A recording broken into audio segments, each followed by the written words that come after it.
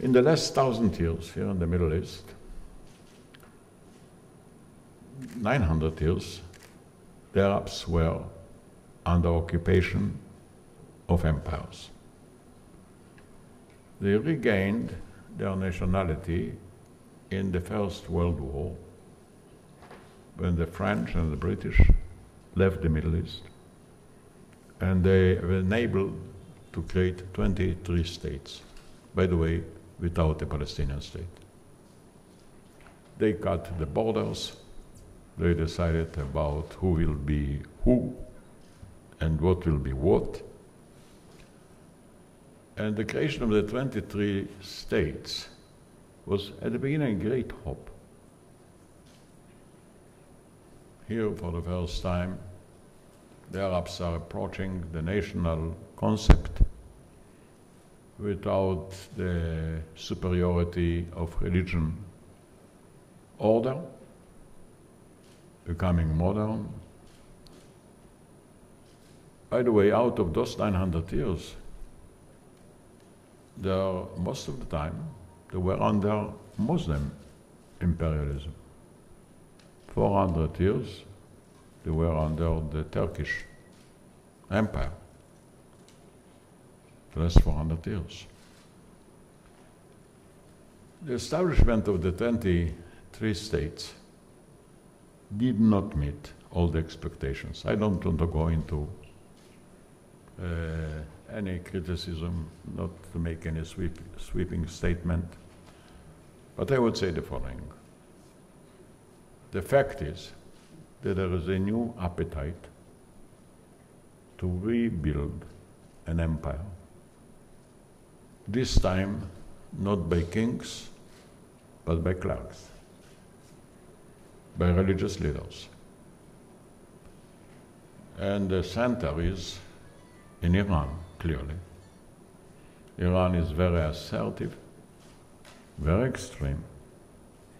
They cover their ambition in the name of religion, but the Muslim stream of Iran is not accepted by the other Muslims, and clearly the Arab countries don't want to sacrifice their nationhood and become again occupied by a new empire in the name of God, in the name of religion.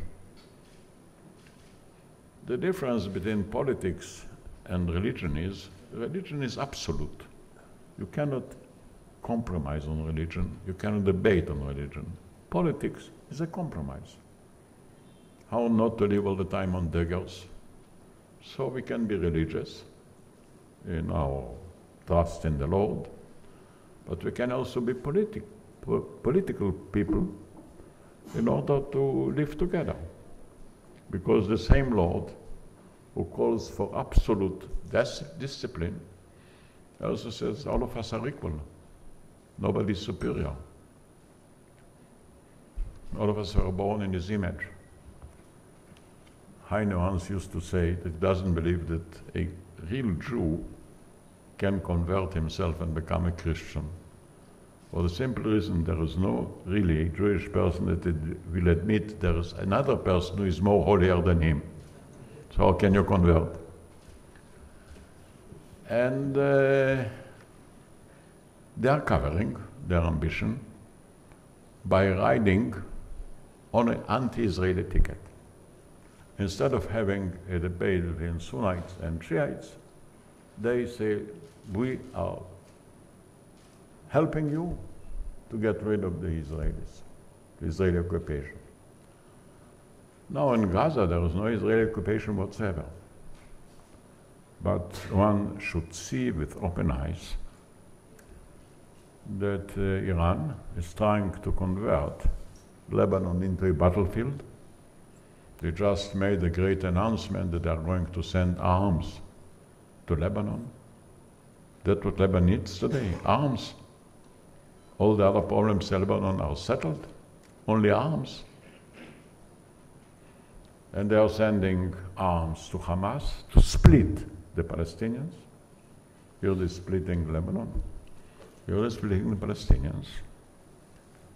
And I must say, I noticed that your subject is the delegitimation of Israel. I can say in plain language, whoever delegitimizes Israel is legitimizing the anti-Israelis, the terrorists. What are all those ships, the flotillas they are sending? What for? It's a provocation. Because if they want to have Gaza open and free, by the way, we are out of Gaza. We are not in and we don't intend to return. But if they want to have Gaza free, they have to do a simple thing. Tell the people in Gaza not to shoot, not to terrorize, and Gaza will be free. They're not occupied by us, they're occupied by Hamas. And all those men of goodwill and the famous names, they don't need ships. They don't need flotillas. They can make telephone calls and cables.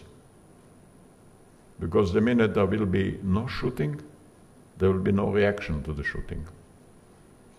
The minute they will not continue to assemble rockets against Israel, we don't have to control the sea.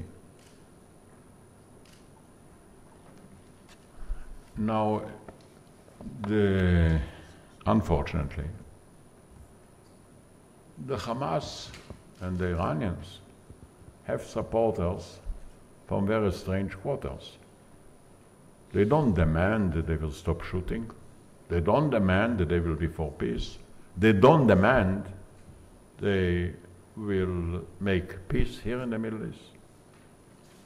It's again a hatred against Israel without any reason. Because even about the West Bank, we are going now to negotiate. And the support for an extremely dangerous terroristic movement and disguised in the name of religion. I think we have to take it very seriously because it's not what it used to be. Forget about history. In a time where you have nuclear bombs and missiles, quantities and qualities are secondary to the nature of the weapons and to the nature of the owners or the holders of the weapon. It's a very serious matter. And I think for that we need a world coalition, not to defend us. Because if they will have it and make it, it will be a real and immediate world danger for everybody. Nobody will be able to sleep quietly at night. If we shall make peace, and I hope we shall make peace, with the participation of the United States and the participation of the two great Arab leaders that will be there, and I think with the support of Europe, actually support of most of the world, then the excuse which they are using Israel for their imperial ambitions will disappear. That's what makes this occasion so loaded with a heavy choice. That's one confrontation. There's a second confrontation coming at the same time in the same region, and that is between the new world and the old world. You know, Huntington developed a theory about the clash of civilizations. I'm not sure that I was taken by this idea. I had a debate with him about it, and I told him I think more than it is a debate, a clash among civilizations, it is a clash among generations. In every nation you have that clash. The basic reason is the world has changed